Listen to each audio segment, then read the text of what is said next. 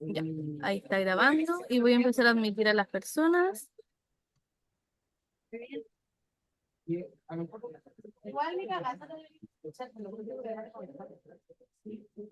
Ahí se están uniendo. Y voy a deshabilitar.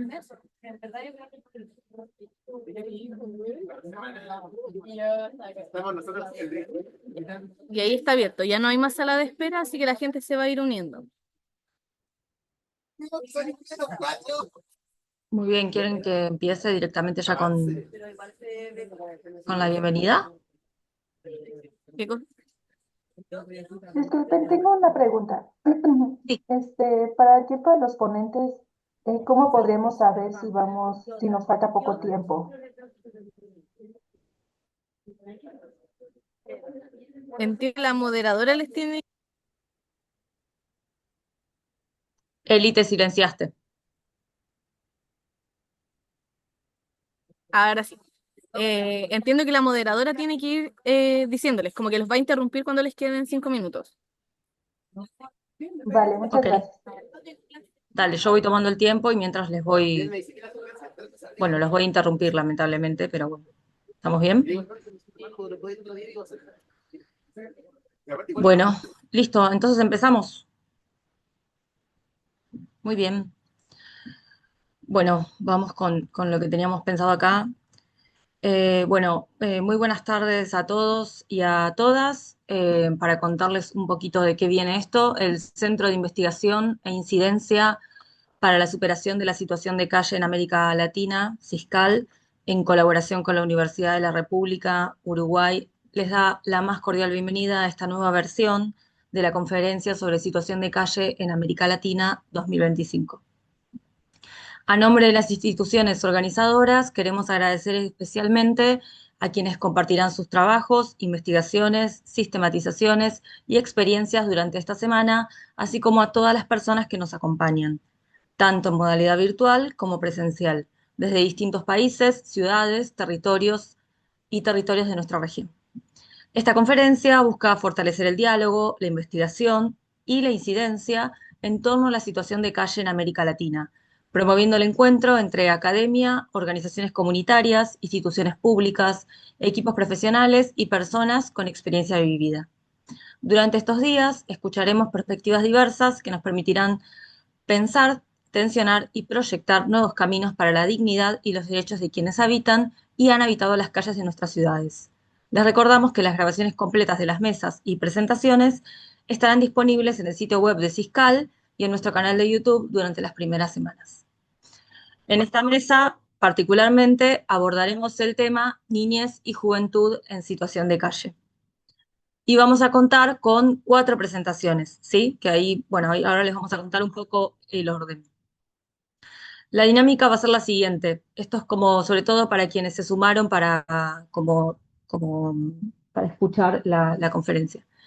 La dinámica va a ser esta. Vamos a escuchar primero todas las exposiciones y al finalizar abrimos un espacio de diálogo y de preguntas.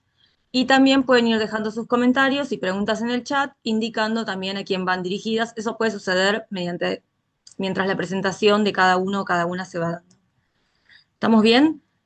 ¿Se me escucha bien? Yo, perdón, pero tengo un perro en mi casa y, bueno, a Ah, veces ladra. se te Y escucha súper. sí, tuve un accidente, entonces tengo que estar en casa sí o sí, no puedo estar en otro lugar. Bueno, en fin. Bueno, ¿se entendió la dinámica? ¿Sí? Más o menos son 5 minutos por exposición. Yo igual voy a escribir en el chat, pero si no les hago algún gesto o trato de interrumpir, sí, lo voy tomando al tiempo por acá. ¿Está bien? Bueno, voy presentando a la primera expositora, que es Angélica Toquero, y su exposición se titula Niñeces en movilidad con prácticas de calle, intervenciones desde una perspectiva comunitaria, Ciudad de México, del 2023 al 2025. Bueno, Angélica, ¿estás ahí? Te escuchamos, si te parece. Hola, ¿qué tal? Sí, estaba compartiendo mi pantalla. Ya se ve, ¿verdad? Sí. Ok. Que Angélica Gracias se por la ve. invitación. Ok. Este, bueno, um, ok, quiero visitar desde acá. Ok, quisiera contarles un poco sobre quiénes somos nosotros. Nosotros somos la Fundación Pro Niños de la Calle. Somos una institución con más de 30 años de experiencia trabajando con niños, niñas, adolescentes, jóvenes y familias que se encuentran en riesgo o en situación de calle, con una misión de dignificar las condiciones de vida a través de acciones de prevención y psicoeducativas que les permitan elegir una vida fuera de calle. ¿Cómo lo hacemos? Pues lo hacemos a través de nuestro modelo educativo, el cual consta de tres programas: programa de atención a familias, programa de atención a jóvenes y el programa de la calle La Esperanza, el cual se divide en dos etapas. Y bueno, me voy a centrar principalmente en la etapa de trabajo de calle y comunidad, ya que aquí es donde se vive totalmente esta experiencia. Em, el trabajo de calle y comunidad tiene el objetivo de detectar y vincular a los perfiles de atención a nuestra fundación o bien a otras instituciones que sean más acordes al beneficio de las personas. Y bueno, dentro de nuestro trabajo comunitario, durante el año 2023, nosotros realizando el trabajo en campamentos que son instalados en vía pública, empezamos a notar cómo los niños de otras nacionalidades empezaban a adherir a estos campamentos y se volvían parte de nuestras dinámicas también. Y bueno, eso se confirma cuando la UNICEF menciona que en el año 2023 y el año 2024, pues se registra un flujo migratorio aquí en la Ciudad de México sobre personas en movilidad. Em, por lo cual, pues bueno, las personas, bueno, más bien los refugios, al saturarse, al superar la capacidad máxima, las personas tienen que salir a las calles a empezar a habitarlas. Y se empiezan a habitarlas en conformación de campamentos o grupos, que son instalados muy cerca de los refugios, de estaciones de autobús, comedores comunitarios, centros de salud, y bueno, por lo cual, pues aquí, esto es una fotografía donde se realiza nuestra intervención en el año 2024, el cual es un campamento conformado por personas en movilidad, el cual es instalado sobre unas vías del tren. Esta fotografía es tomada en una época donde pues llueve mucho, por lo cual pues podemos observar que las personas carecen de servicios básicos como es agua, luz, drenaje, lo cual pues aumenta bueno, hay una falta de higiene, por lo cual esto también afecta la salud e integridad de los niños. Bueno, nosotros realizamos como fundación el trabajo comunitario desde las dinámicas de la vida en calle, se construyen desde las relaciones sociales y afectivas, por lo cual nosotros le apostamos mucho que es importante que los niños desarrollen sus habilidades socioemocionales para que puedan relacionarse de una manera positiva, más allá de transformar el espacio, más allá de adherirse, sino que a través de las relaciones los niños pueden problematizarse y pueden cuestionarse pues las prácticas a las que se están insertando, que son principalmente de vida en calle. Es por ello que nuestro objetivo es incrementar las habilidades cognitivas y socioemocionales mediante actividades psicoeducativas lúdicas con el fin de reducir las prácticas de calle y favorecer su permanencia en entornos protectores. Recordemos que la vida en calle genera mucha libertad, una falta de estructuras, de reglas, de normas que generan que pues en ciertos espacios los niños a quererse integrar pues sean expulsados, ¿no? Entonces, nosotros tratamos de reforzar justamente que estos pequeños, a través de estas intervenciones, puedan elegir otras opciones de espacios para poderse adherir. Y bueno, ¿cómo lo hacemos? Pues principalmente ubicamos, a través del trabajo de calle, ubicamos los espacios donde es pertinente realizar las intervenciones. Principalmente son, ya sea en las alcaldías que son Cuauhtémoc, Gustavo Madero. Y bueno, durante la experiencia notamos que también los niños, sus periodos de estancia duraban de 1 hasta 3 meses, por lo cual cada 3 meses nosotros teníamos un grupo nuevo de pequeños a los cuales podíamos llevar a cabo estas intervenciones. Por eso hablamos de una intervención de manera cíclica, cubriendo al menos 48 horas. Estamos desde un enfoque de educación popular y narrativo, ya que pues nosotros lo que buscamos es la participación activa, la experiencia de que los niños, y la experiencia propia de los niños y el aprendizaje está enfocado a la realidad y a los contextos de las personas, por lo que fomentamos un diálogo horizontal y reflexivo. Asimismo, tenemos entre todas nuestras herramientas educativas, pues tenemos el uso de una escuela móvil y de un diario colectivo, que más adelante les podré contar un poco sobre qué tratan estas herramientas y su aporte a estas intervenciones. En esta fotografía podemos observar, esta es escuelita móvil, el cual es una pizarra, es un carrito con varias pizarras y el cual se puede usar de distinta manera. Cuenta con láminas que van desde la autoestima, de temas de salud, de temas desde alfabetización e incluso hablar sobre los riesgos en calle. Este, y bueno, alguna de la forma en que las hemos usado, como bien menciono, son niños que vienen de distintas nacionalidades, pues comparten diferentes culturas. Y entonces, aquí donde estamos viendo, donde vemos una máscara de Chewbacca, aquí justamente estamos hablando sobre el Día de Muertos aquí en México.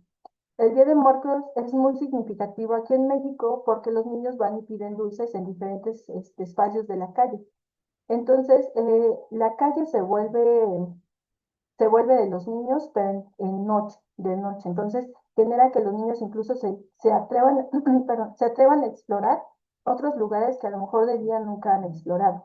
Por lo cual, nosotros realizamos intervenciones de prevención que generen la disminución de los riesgos en calle y puedan incluso disfrutar de ciertas dinámicas culturales de una manera óptima.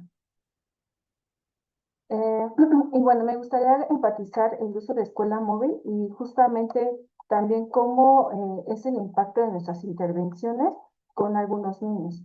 En esta fotografía podemos observar a tres niños, los cuales ellos principalmente trabajaban en un semáforo limpiando carros.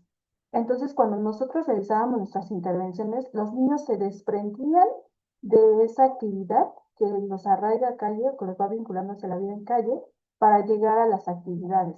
Y pues seguimos incluso fomentando e impulsando estos motores que ellos tienen de seguir estudiando. Es por ello que pues aquí vemos a los niños sentados, incluso podemos observar que tenemos ahí como problemas matemáticos, porque eso era lo que a los niños les movía, los intereses que ellos tenían y bueno, que era posible cuando nosotros realizábamos estas intervenciones.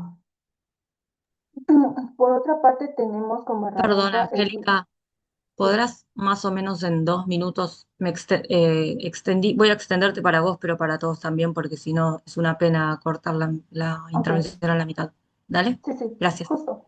Sí, y bueno, el diario colectivo, pues como estamos enfocados principalmente en las relaciones, en impulsar o reforzar las relaciones sociales, pues aquí podemos observar cómo los niños empiezan a sistematizar sus experiencias dentro del taller e incluso fuera de nuestras actividades. Muchos de estos niños no se pudieron despedir, entonces incluso fue un canal para que ellos pudieran cerrar este tipo de ciclos de relaciones en donde pues ellos se despiden del grupo. Y bueno, dado de toda nuestra experiencia, también nosotros como personal educativo nos vemos en la necesidad de empezar a generar actividades que prevengan los riesgos en calle, ¿no? Como la cuestión de la desnormalización de una persona que los puede poner en riesgo, o bien, esta es una carta, de este lado podemos observar una carta que otros niños le escriben a otro niño para poder hablar de cómo poder reducir los riesgos en calle. Y bueno, por último, dadas nuestras intervenciones, podemos observar que el 80% de nuestros niños alcanzaban niveles suficientes tras las intervenciones trimestrales. Y pues estos son algunos de los conceptos, digo, de los indicadores a evaluar dentro de nuestras evaluaciones. Y pues bueno, eso sería todo. Listo, creo que sí lo logré. Impecable, impecable, impecable, Angélica. Bueno, gracias, Angélica. Hermosa la presentación y muy interesante también para poder pensar regionalmente, ¿no? Que siempre es un desafío pensar qué se hace cómo se acompaña, ¿no? Cómo se cuida a las niñeces que se encuentran en situación de calle, y cómo se acompaña, cómo se puede estar presente desde un lugar que no sea adultocéntrico. Así que la verdad, Bueno, muchas gracias y bueno, seguro aparecerán preguntas después. Hay gente que nos dijo que por ahí se escucha bajo. Para la próxima presentación quizás, bueno, tengámoslo en cuenta por si hay que elevar un poco la voz o eso, ¿sí? Bueno, seguimos. Yo no abrí preguntas ahora porque entiendo que lo que acordamos fue al final hacemos para todos, para que nadie se ofenda, ¿sí? Bueno, a continuación damos la palabra a Arturo Salvador Meléndez Barrera, antropólogo y educador de calle por parte de la Fundación Pro Niños de Calle. Es originario de Iztapalapa, con un fuerte interés en la antropología de la banqueta, situación de calle, juventudes, consumo de sustancias y urbanidad. Su exposición se titula La generación de cristal, adolescentes y jóvenes en situación de calle con consumo de cristal. Bueno, Arturo, ¿estarás por ahí? Hola, sí, aquí ando. Les comparto mi pantalla, pero Muy denme un bien. segundo. A ver, creo que ya está. Sí la ven, Eh, ¿verdad? sí, dice que está empezando, ¿no? Yo al menos veo eso. Sí, a mí ya me sale. Yo igual veo que está empezando. Ahí Ahora sí. está. Ahora Ah, sí, ahora perfecto. sí. Bueno, sí, la titulé La generación de cristal, adolescentes y jóvenes en situación de calle con consumo de cristal, porque en el trabajo de calle que hacemos en la fundación, me empecé a dar cuenta que la mayoría de los adolescentes de arriba de 13 años, que serán 18 años, consumen cristal, que es un tipo de metanfetamina. Más bien es metanfetamina en forma cristalina. Y bueno, aquí les puse una foto muy bonita de un lugar donde hacemos trabajo de calle, aquí en la Ciudad de México, y son chavitos que se encuentran en un punto de ahí de calle. Pero bueno, este tema me surgió el interés porque el año pasado participamos junto a otra organización, más bien participamos en la actividad de una organización que se llama El Caracol, que se llama Chiras Pelas, la actividad, y hablan sobre la muerte en calle, ¿no? Y uno de los principales motivos de la muerte en calle era el de consumo. Y entonces yo me preguntaba, pues ¿cuánta gente muere por consumo en México, ¿no? O a qué edad más o menos aproximadamente. Y busqué en el sistema de vigilancia epidemiológica de las adicciones las muertes por consumo, y la mayoría de las muertes suceden entre los 20 y los 34 años, que es el grueso de la gente que muere en esa edad en México. Lo cual me llevó a otra pregunta. ¿Y qué pasa en el contexto de la Ciudad de México, no? O sea, porque esa es una muerte global, ¿no? Y yo trabajo propiamente en la Ciudad de México. Esa es otra foto que tomé en otro punto de calle. Entonces, igual ahí mismo busqué el dato, ¿no? De cuánta gente muere actualmente en la Ciudad de México por consumo, que salía que eran más o menos 237 personas registradas oficialmente, ¿no? Que las que morían en la Ciudad de México, que está por aquí en el centro, aquí está la Ciudad de México, para que se dé una idea geográfica. Y esto me recordó mucho a lo que veo en la calle y de las creencias que tiene la banda en situación de calle aquí en México, que es a la Santa Muerte. Y les puse esta foto que dice, donde quiera que la muerte me sorprenda, bienvenida sea. Porque creo que representa muy bien el consumo de cristal y la lógica de la calle y la muerte. Bueno. Y justamente ya para concretar un poco más la idea de cuánta gente se muere por consumo de calle, busqué los principales drogas que causan problemas, ¿no? La principal, obviamente, en México y creo que en todo el mundo va a ser el alcohol. Luego le siguen las anfetaminas y en tercer lugar es el cristal. Ha tomado aumento en México actualmente. Y, bueno, aquí les puse una foto de cómo se consume el cristal, porque es diferente a la pasta base o al éxtasis o otro tipo de sustancias que hay en América Latina o al crack. Este se consume principalmente en forma pues son cuarcitos y los echan en su pipa, lo fuman, se puede inhalar, se puede tomar, se puede inyectar, tiene muchas formas de consumo. Es importante, esta droga más bien afecta el sistema nervioso central, es un estimulante y tiene diversas consecuencias, ¿no? Hay una mayor frecuencia cardíaca, hay un subidón, hay euforia, genera euforia cuando se consume, pero también tiene otras implicaciones que puede ser sequedad bucal, dolor de cabezas y puede llegar al daño cerebral o a la psicosis o a la paranoia. En la población de calle se vuelto popular. Yo tengo hipótesis, ¿no? O sea, ninguna es algo comprobado, pero pienso que principalmente porque los dejan en un estado de alerta constante y en la calle como siempre se tienen que estar en alerta, como que favorece esta situación. También quita el hambre, quita el sueño, quita la sed, es un estimulante muy, muy fuerte realmente. Y tiene una forma cristalina. Pero bueno, aquí les puse otro dato del sistema de vigilancia epidemiológica para que más o menos se den cuenta cómo ha cambiado desde el 94 hasta el 2023, donde se tiene el dato certero.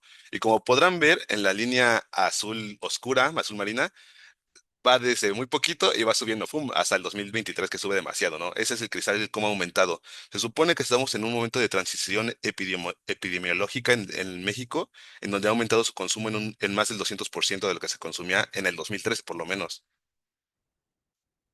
Y bueno, esto me hizo preguntarme, ¿y qué pasa con el consumo en los jóvenes, ¿no? En los chiquitos. Aquí les puse una foto de nuestros trabajos en calle. Nosotros hacemos intervenciones psicoeducativas. Un poco diferente al trabajo que hace mi compañera Angélica, que es el trabajo en comunidad, que es más individualizado en la actividad. Pero bueno, pensé que qué pasaba con los chavillos. Y busqué el tipo de droga y que fueron, por los que fueron tratados los chavos, ¿no? O la idea de inicio más bien. Y la mayoría de los adolescentes en México inician su consumo entre los 13 y los 15 años, entonces estamos hablando de jóvenes que están consumiendo desde muy temprana edad, ¿no? La principal es la marihuana, obviamente la marihuana es como de las drogas de inicio primordiales, le sigue el alcohol y el tabaco y como después el cristal y la cocaína. Pero el cristal es la principal droga de impacto en México, es la que causa más problemas a la salud y a la mente. Ah, y aquí les puse un datazo muy bonito, bueno, no muy bonito, más bien muy triste, que es sobre las personas que son internadas por trastornos mentales. No hay específicamente en el Observatorio Mexicano de Salud Mental y Adicciones como el rubro de cristal o de metanfetamina, pero aquí podemos ver que hay una cantidad de niños, o varones principalmente, que son internados desde, por ejemplo, el de 1 a 4 años es un dato medio confuso, pero de 5 años a 19 años pues ya se ve un número grande, ¿no? Que equivale a 1.398 personas, bueno, niños internados en el año pasado, por lo menos. Y eso me recuerda que en México hay una cosa que se llama Centro de Integración Juvenil, que dan acompañamiento para desintoxicación a los jóvenes y adolescentes. Y ellos reportaron el año pasado que aproximadamente el 80% de sus atenciones residenciales y ambulatorias fueron sobre personas consumidoras de cristal. Y como soy antropólogo, no quería dejar de lado una historia sobre lo que yo mismo veo en la calle. En la calle nosotros salimos a hacer recorridos de calle, hacemos actividades psicoeducativas con los chavos cuando nos identificamos a chavos en riesgo de calle o en situación de calle o chavos migrantes que están trabajando en el espacio público y pues hacemos intervenciones con ellos principalmente para reducir su estancia en calle y para prevenir su arraigo a ella.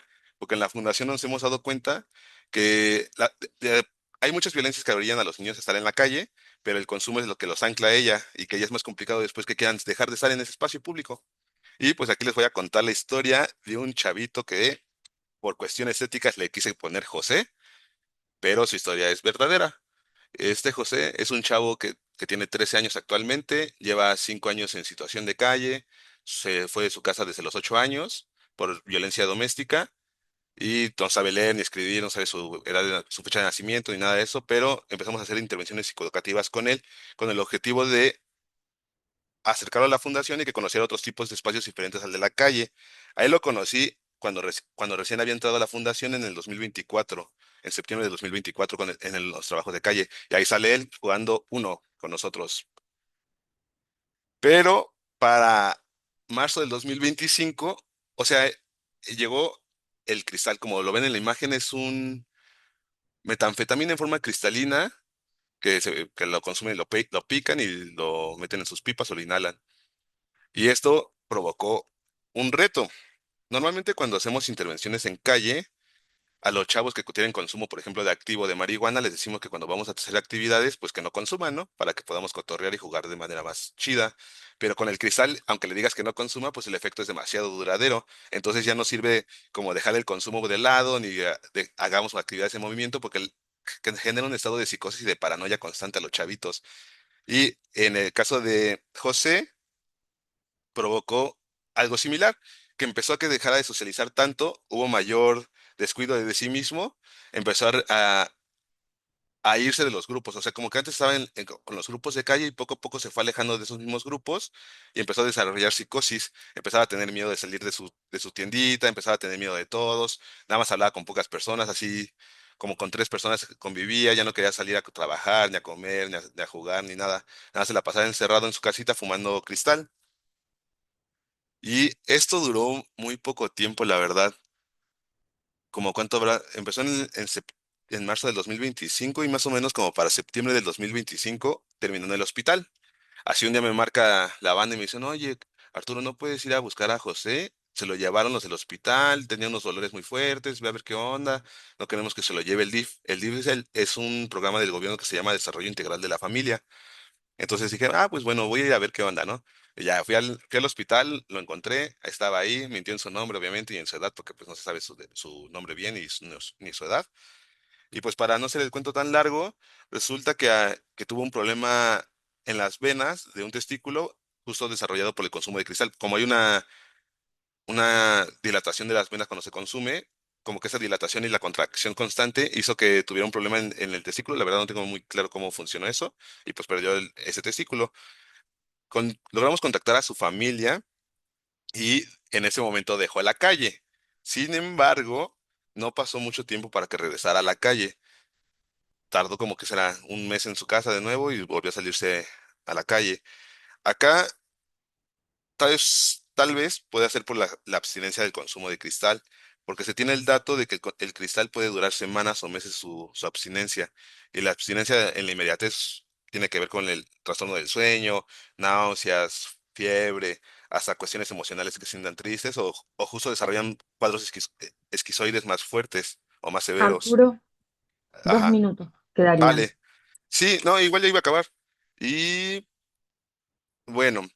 Todo esto lo ocupé y lo quería ocupar como un momento para enunciar y señalar la importancia que, por lo menos en el caso mexicano, es aprender a trabajar con personas consumidoras de cristal y atender esto, porque como bien lo dijo el sociólogo Manuel Valenzuela Arce, que creó el concepto de juvenicidio, estos chavos están siendo sistemáticamente violentados y son precarizados, y el consumo es una de las expresiones de este fenómeno del juvenicidio. Y no, porque por un lado, en México actualmente se habla mucho de los niños, adolescentes y jóvenes cooptados por el narcotráfico, pero también está el otro lado, ¿no? De los niños, adolescentes y jóvenes que tienen secuelas que tal vez son irreversibles a consecuencia del narcotráfico. Y bueno, eso lo quería dejar por aquí y les dejé una foto de nuestras intervenciones en calle. Por mi parte sería todo por el momento. Bueno, muchas gracias, Arturo. Yo a mí me cuesta mucho ser moderadora porque siempre quiero escuchar, pero también tengo el cronómetro acá, entonces tengo que decir cosas feas y eso, bueno. Por eso a todos les digo, bueno, 2 minutos, qué sé yo. Gracias, Arturo. Yo tengo preguntas, pero me las voy a guardar para el final, como todo el resto, no voy a utilizar mi privilegio de moderadora. Así que gracias por compartir la experiencia y bueno, y seguimos así después podemos abrir el espacio que tenemos pendiente. Bueno, a continuación invitamos a Silvia Geymonat, eh, actualmente coordina.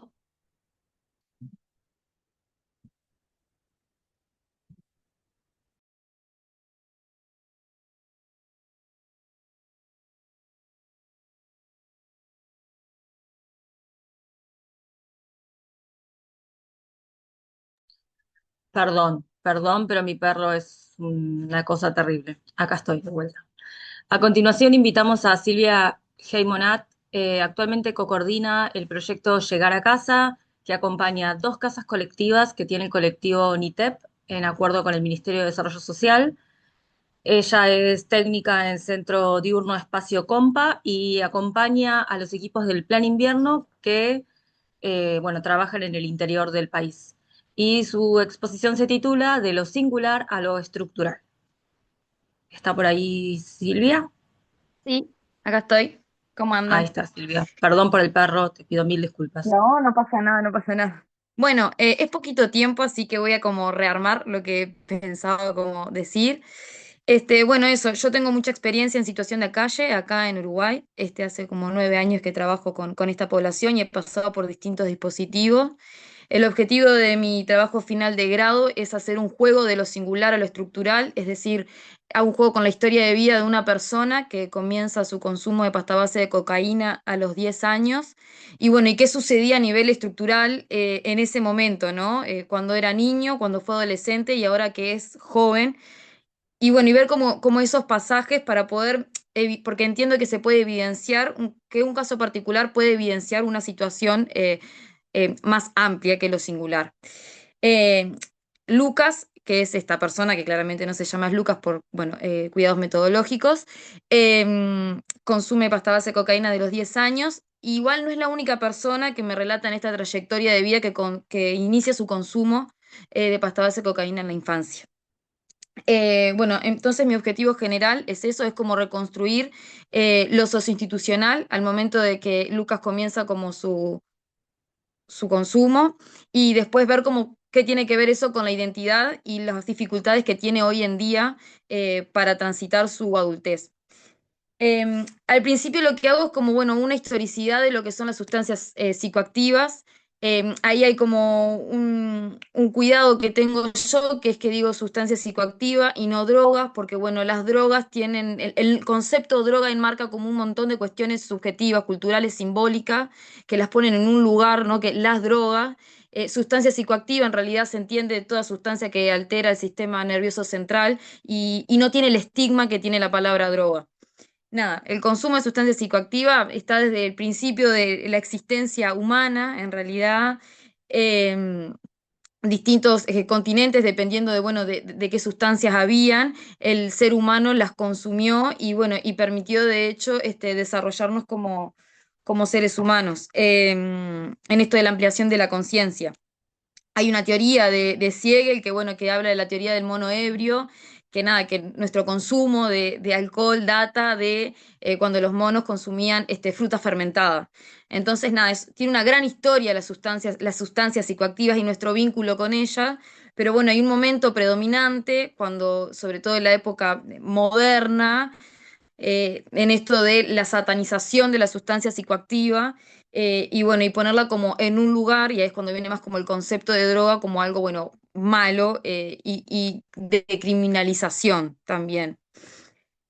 Em, Esto empieza a suceder sobre todo a partir de los 20, ¿no? En 1920, con la ley seca en Estados Unidos, ahí hubo como una gran impronta de lo que se llama el paradigma prohibicionista, ¿sí? Que esto de prohibir la sustancia y la sustancia es mala y quien lo consume es malo, ubicando en esas categorías. Mirá, hago en mi tesis final de grado, hago como todo un recorrido mucho más minucioso sobre esto que ahora me lo voy a saltear, pero sí quiero traer esto de que, bueno, que hay una instalación del paradigma prohibicionista que permea hasta hoy en día, por lo menos en Uruguay, la política pública, que se pone en tensión con el paradigma de reducción de riesgos y daños, que es este otro paradigma que trae como esto de, bueno, em, se pueden disminuir riesgos y daños asociados al consumo, entendiendo que la persona quizás no puede dejar el consumo, como que ubica a la persona en otro espacio que no es el que lo ubica el prohibicionismo. Luke, trayendo más como, bueno, lo que es Lucas, eso, empieza a consumir a los 10 años pasta base de cocaína, a los 8 ya consumía marihuana, crece en un contexto en las periferias de Montevideo, es decir, en el Cante, en un contexto de mucha pobreza, de una familia que no pudo ser contingente y de un Estado que tampoco pudo responder a sus necesidades porque fue expulsado de muchas escuelas, estuvo privado de libertad siendo menor de edad, estuvo en el INAU y una vez que cumples 18 años, patitas para la calle, queda en lo que es la situación de calle. Hoy en día Lucas tiene 21 años.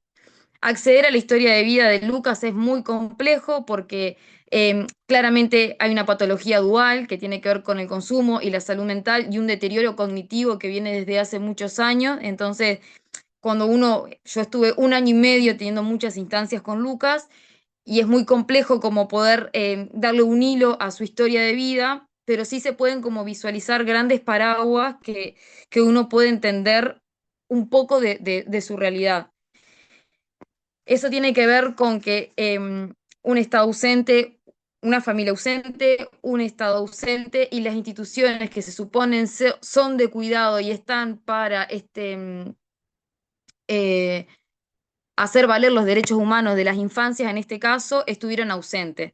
Y una vez que es grande, que cumple sus 18 años, parece que nadie es responsable de esta situación, ni el Estado ni la sociedad civil, y se lo ubica en esta sociedad individualista, ¿no? Es su responsabilidad de su devenir, de su propia historia de vida. Un poco ahí lo que yo hago como en la tesis final de grado es como esto de en realidad ubicar a Lucas como una víctima de su propio devenir y que en realidad el Estado debería de trabajar en una restitución de derechos más que punitivizarlo y ubicarlo en el lugar por ser pobre, por ser consumidor de pasta base de cocaína, por estar en situación de calle. Las posibilidades hoy en día de Lucas de poder acceder al mercado de trabajo, de acceder a procesos de socialización que podemos acceder a nosotros son nulas, realmente es como muy difícil para él proyectarse en otros espacios que no sean como la calle, tiene que ver como con la construcción de su subjetividad, en la construcción de su identidad. Ahí en un momento habló mucho de Baker, que esto de, bueno, el consumo no es solamente el consumo de pasta base de cocaína, sino eso es también toda la identidad que se genera a partir del consumo, ¿no? Con quienes me junto, el círculo de socialización, el pasar y vender, es lo aprendido desde que se tiene 10 años. Con esto no es hacer una apología del consumo tampoco, que en un momento también lo menciono, sino es como poder comprender desde la vivencia de la persona toda su trayectoria de vida y las posibilidades reales que hay de ser y estar de otra forma en este mundo. Ahí yo metodología utilizo mucho a Rosana Guber, que en esto con quien yo compartí mucho que es Lucas, fue como mi maestro, ¿no? Y en esto de que él fue mi maestro, él muchas veces me decía como, ¿para qué voy a arrancar el liceo si ahí nadie me quiere? ¿Para qué voy a hacer esto si ahí todos me miran mal? ¿O no? Como esto de ser una persona excluida a partir por ser una persona pobre y con consumo problemático. Otra de las cosas que abordé mucho fue como su vínculo actual con las instituciones, no solamente de cuidado, sino también de abordaje de UPD, es decir, de uso problemático de drogas. Y bueno, resulta que por lo menos acá en Uruguay son instituciones muy rígidas, donde tienen muchísimas exigencias, exigencias que él no puede claramente amoldarse, ¿no? Horarios muy establecidos de ingreso y de egreso, normas como muy estructuradas. Cuando se quiere ir a centros de UPD, el consumo tiene que ser cero, o sea, pasa de estar en la calle 24/7 a consumir 24/7 a un centro que le dice, bueno, tenés que dejar de consumir, no te permito ni fumarte un tabaco, o sea, un cigarro, y nada, no, recuperá.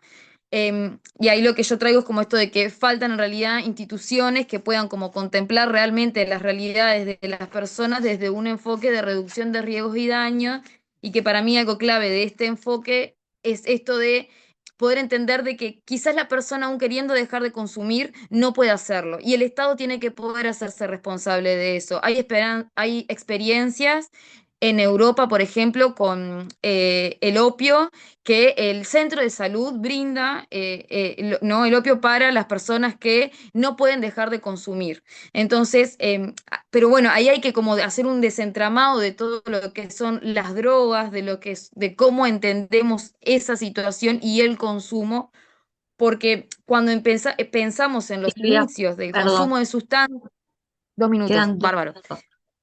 Dale.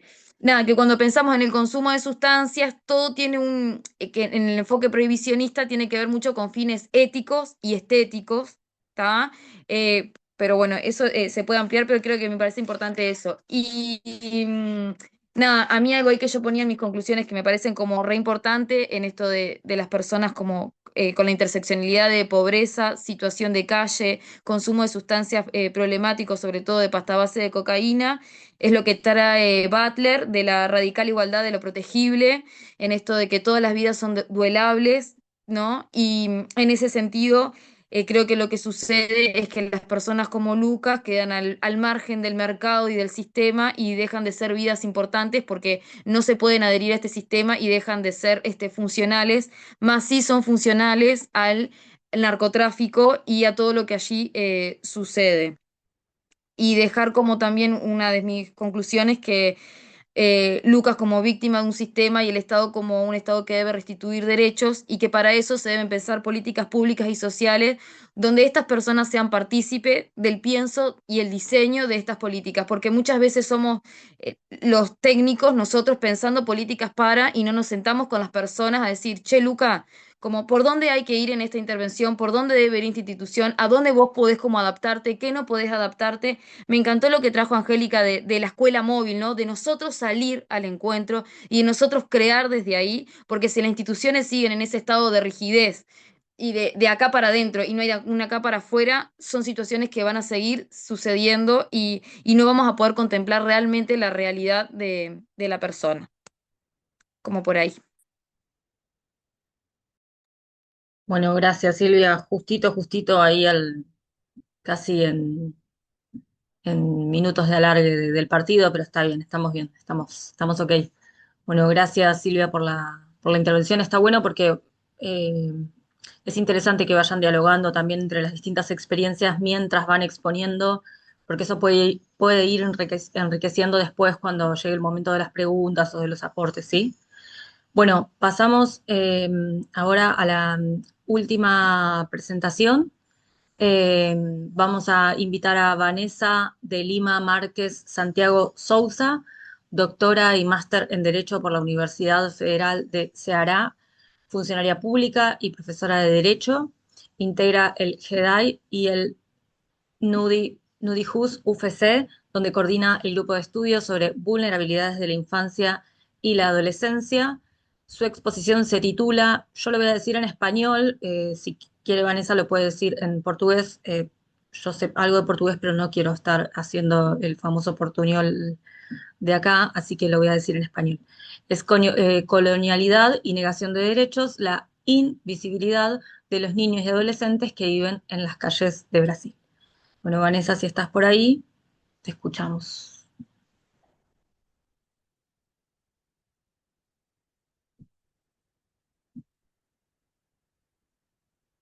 No sé si está.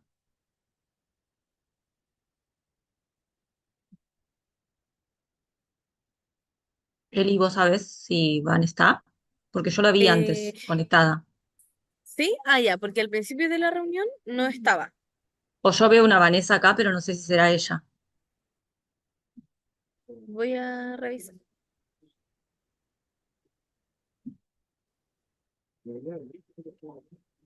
Sí, aquí yo igual veo una Vanessa, no sé si será ella.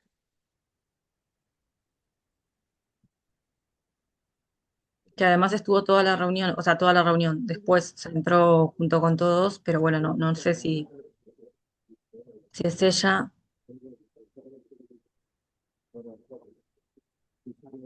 Soy estudiante, Ya, dice. sé que es estudiante. No. Bueno, entiendo entonces que no está la última expositora, Sí. ¿no? Bueno, entonces si les parece, a menos que después aparezca, a ver, parece alguien más acá. Eh, no, solo que dice que soy estudiante. Bueno, empecemos si quieren con el momento de intercambios. Vamos a tener un tiempito más, como no veámosle el lado positivo también. El lado positivo también fue que no me vieron a mí pronunciando en portugués cualquier cosa. Eso estuvo bien también. Y porque podría haber sido un desastre. Y si quieren, abrimos el... Ya hay una pregunta, en realidad, empecemos con esa, si les parece, y mientras tanto, después, si quieren, o pueden ir poniendo en el chat, que sería lo más Sí, genial. ordenado, como para ir leyendo, y después, en todo caso, quien hizo la pregunta interviene. Y, y bueno, y después, si quieren, vamos abriendo para aportes y eso, pero ahora veamos de las preguntas que ya hay. Hay una pregunta acá que dice para Angélica. Dice, Angélica, no recuerdo si lo mencionaste, pero ¿quiénes conforman los equipos de intervención?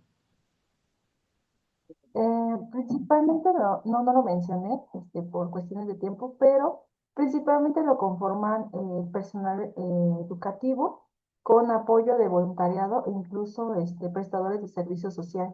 Y la realidad es que realizar intervenciones grupales, comunitarias, involucra el esfuerzo de varias personas, puesto que incluso dentro de nuestras intervenciones hemos llegado a atender más de 30 niños a la vez.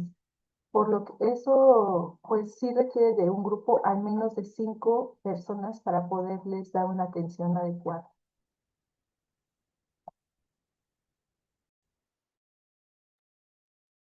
Muy bien. ¿Alguien quiere hacer una pregunta, un aporte? Eh, no sé si quieren, por ahí también tenemos el elemento de la... Acá ahí tenemos manito, ¿no? Como o algo por el estilo.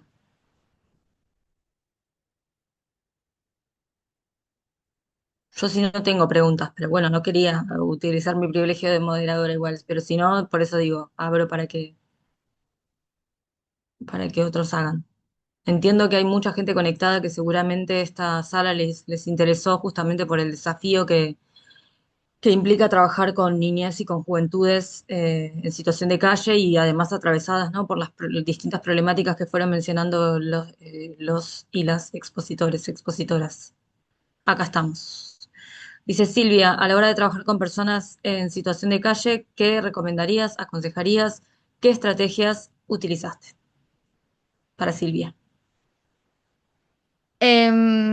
Bueno, nosotros desde la experiencia que tenemos en el centro diurno, sobre todo, es como trabajar siempre desde la particularidad y la singularidad de cada persona. Si bien en el centro tenemos como normas, reglamentos, siempre intentamos como trabajar a partir de la particularidad y de la singularidad y como siempre nuestro como nuestro horizonte es no tener intervenciones punitivistas, ¿no? Como cómo tener reglamentos que no expulsen a la persona y al mismo tiempo poder poner los límites.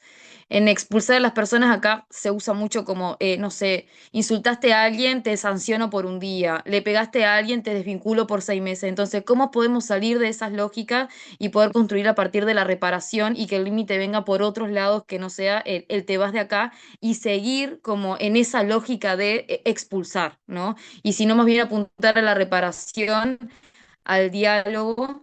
Y bueno, y ahí hablamos, trabajamos mucho también desde la afectividad. Entendemos que el afecto es parte de lo que hacemos.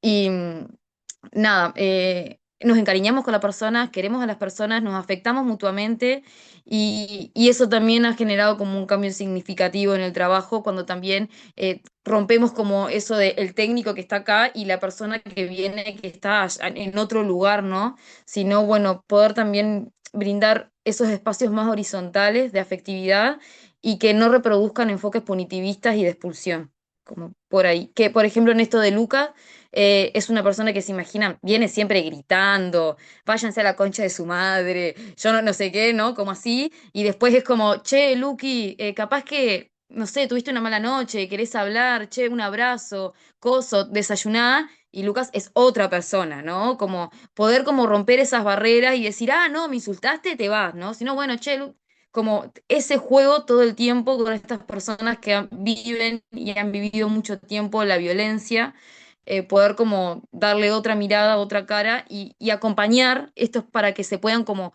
sostener en los espacios. Hola, perdón, si no les molesta, ¿cómo están? Recién hice la pregunta a Silvia, gracias. Si no les molesta, quería abrir un poquito como para, no sé, ampliar. Buenísimo lo que me dijiste. Yo te preguntaba también, no sé, vos mencionás tu tesis final de grado, me gustaría saber en qué, y preguntarte también como a nivel metodológico. Por ejemplo, vos hiciste historias de vida para registrar la historia de Lucas en este caso en particular.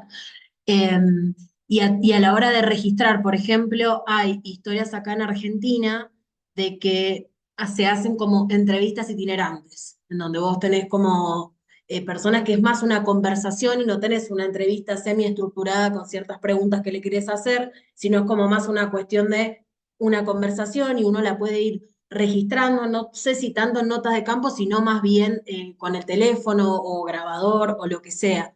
Y como en ese momento que vos como nos contabas esto de qué difícil como llegar y reconstruir una historia de vida, encima más de una persona tan joven, como re difícil tener ese registro de contarse a sí mismo, tengas el background que tengas, es como cómo pudiste hacer o qué tipo de preguntas o qué tipo de, como más una cuestión discursiva de cómo ir tratando de sostener ese hilo. Yo Lucas lo conozco hace 3 años. Y en realidad todo esto comenzó cuando un día, nada, me ofrecía galletitas para perros para comer como si fueran su galletita favorita y yo dije, no, acá pasa algo. Eso lo pongo en la tesis. Y en realidad fueron distintos espacios, ¿no? Fueron como espacios más de entrevista, espacios más de caminando por la calle, observaciones que yo hacía en el centro diurno. Y eso, como contaba hoy, hubieron momentos que es muy difícil acceder a la historia de vida de él, en realidad, ¿no? Muchos momentos de cuando estábamos hablando de su infancia, donde aparecía como la crisis de ansiedad, donde me decía hay lugares a los que no puedo llegar, mucho dolor, mucha violencia, mucha cosa que no se logra elaborar. Muchas veces me decía la misma fecha, propio del deterioro, ¿no? Pero es como un compilado de todas esas situaciones y de todo un vínculo afectivo que tenemos, que yo les quiero contar un minutito más nomás. Hay un plot twist en realidad en toda esta situación, que es que Lucas se agarra BK, es decir, tuberculosis, y ahora estamos haciendo un despliegue de aquellos porque él no puede sostener la internación. Entonces estamos comunicándonos con el centro de salud para ver si nosotros le podemos sostener la medicación. Lo vamos a buscar a la cuadra que él espera para ver si él puede. O sea, también es como todas las instituciones, ¿no? Desafilian. Y nosotros como centro todo el tiempo a ver como, bueno, ¿cómo podemos aunar? ¿Cómo podemos hacerte venir? ¿Cómo podemos, como no, que quedes por fuera de esto, ¿no? Requiere como un trabajo muy artesanal. Y bueno, y él ahora no está asistiendo a nuestro diurno, ¿no? Porque tiene beca. Entonces nosotros estamos yendo al territorio, buscarlo, peleándonos con el centro de salud para que nos deje la medicación, o sea, todo como siempre muy artesanal. Y eso de la metodología es como, fue muchas cosas, entrevista, observación en el centro, caminando en la calle y mostrándome cómo se fuma pipa, como muchas estructuras distintas. Hola, gracias. Bien, bueno, creo que... Ah, bueno, te preguntan dónde pueden leer la tesis, Silvia. No sé si la publicaste o está disponible o va a estar disponible en algún momento. Va a estar disponible, sí, Ok, después. bueno, por ahí por la cadena de mails y los contactos que ya existen se puede después reenviar Sí. cuando esté lista. Yo tengo una pregunta. Yo no me presenté, bueno, además de que soy Vanessa, eh, trabajo hace muchísimos años acompañando personas en situación de calle, pero desde el 2012 y armamos junto con la organización de la que formaba parte una estructura enorme en todo el país de acompañamiento desde una mirada integral y comunitaria de los consumos problemáticos de personas en situación de calle y no, pero en líneas generales lo que nos empezó a pasar es que como eran centros abiertos, empezó a llegar gente en situación de calle y apareció como la variante de considerar la especificidad de alguien que está en situación de calle. En este marco, obviamente, pasaba también que llegaban adolescentes, ahí aparecían algunas preguntas respecto de, bueno, tiene 16 años, legalmente no podría estar acá, pero como es un centro ambulatorio puede permanecer durante el día, pero a la noche hay que ver dónde va, bueno, etcétera. Y hace 2 años yo soy funcionaria municipal en un municipio de la provincia de Buenos Aires, en Lanús. Estoy a cargo de un área, soy directora general de un área de prevención y cuidados en relación a lo que tiene que ver con situación de calle, consumos problemáticos en desarrollo social, no en salud, con lo cual eso implica tener una mirada, un abordaje comunitario, integral. Y mi dirección general está dentro de la subsecretaría de niñez de este municipio, con lo cual sucede que muchas veces el trabajo que hace la dirección de niñez se atraviesa con el trabajo que hace mi dirección, porque nos sucede obviamente que los niños, niñas que se acompañan atraviesan múltiples vulnerabilidades, pero una de ellas puede ser estar en situación de calle. A veces solos, a veces con adultos. En líneas generales, en el municipio donde yo trabajo, aparecen con adultos. Es raro para nosotros encontrar en el municipio donde estoy yo, no digo la ciudad de Buenos Aires ni nada, porque ahí ya es otro tema. Esto es provincia de Buenos Aires. Eh, es raro que estén solos, ¿sí? Que no haya otro adulto cerca, como mirando la situación de ese niño o niña. Y al menos para nuestro municipio, es un indicador de alerta. Cuando hay un niño o niña o adolescente en calle que refiere tener o no adultos presentes, para nosotros es una alerta de un caso que le damos prioridad desde el Estado municipal para acompañar. Nuestro municipio trabaja desde las líneas generales que tiene nuestra legislación nacional, que implica que la pobreza, esto sí me parece importante decirlo porque es una de las preguntas que me hacía mientras los escuchaba hablar a las distintas experiencias de los países, es una pregunta igual secundaria, no era mi pregunta principal, pero sí es una pregunta que tengo. Eh, si la pobreza, por ejemplo, en el caso de Argentina, en su legislación, que eso no quiere decir que se cumpla. Nosotros, al menos en el municipio que estoy, la cumplimos, pero no siempre se cumple. La pobreza no es un argumento para que el Estado intervenga separando a los niños o niñas de sus progenitores. No es la pobreza un argumento. No es lo que sucede en todos los municipios. Muchas veces la situación de pobreza es lo que se utiliza como argumento para separar a niños y a niñas de sus adultos, su vínculo afectivo adulto, el que sea, ¿sí? Pueden ser progenitores, pueden ser tíos, tías, hermanas, etcétera. Pero sí lo es, por supuesto, si hay situaciones de abuso, de violencia, obviamente en ese momento hay todo un protocolo para intervenir. Y mi pregunta tenía que ver, esto sí se lo pregunto a las distintas exposiciones, el que quiera responder, es yo escuchaba y me parece súper interesante que se pueda escuchar qué pasa con los niños y niñas y de eso trata esta exposición, pero ¿qué ven ustedes en los registros que tienen de qué rol juegan los adultos? Y con adultos no me refiero solamente a las familias, sino también rol escuela, rol de los adultos, no sé, puede ser un club de barrio, puede ser el mismo estado, otros adultos en calle. ¿Qué rol juegan el mundo adulto en o sea, esos niños o niñas que ustedes acompañan? También entendiendo que ustedes también son adultos, ¿no? Que están en una organización, pero digo, aparte de ustedes, esos otros adultos, ¿qué rol juegan? ¿Se hacen presentes? ¿No se hacen presentes? ¿Presentan situaciones como de distancia? ¿No les interesa? Sí les interesa, pero, no sé, pregunto, digo, ¿el Estado interviene, no interviene? Escuchaba ahí que decían, bueno, que no intervenga la DIF, creo que lo dijeron con esa sigla. Bueno, ¿por qué no? Por qué no debería intervenir? Digamos, ¿qué representaciones hay del Estado adulto en relación a los niños? Esa es mi duda en relación a, como, para poder pensar también, porque siempre pensamos, cierro con esto, siempre pensamos en relación a niños y adolescentes en situación de calle y me parece central pensarlo desde la especificidad, pero me parece que no podemos dejar de pensar en relación a qué responsabilidad tiene el mundo adulto respecto de esos niños y adolescentes en situación de calle. O sea, porque una responsabilidad es real, existe y alguien debería hacerse cargo de ver cómo se acompaña. Esa es mi pregunta. Bueno, bueno, igual y yo me gustaría como participar en esta pregunta que tú nos lanzas, Vanessa. Y bueno, por ejemplo, desde el aspecto comunitario, nosotros observamos una baja participación de los adultos.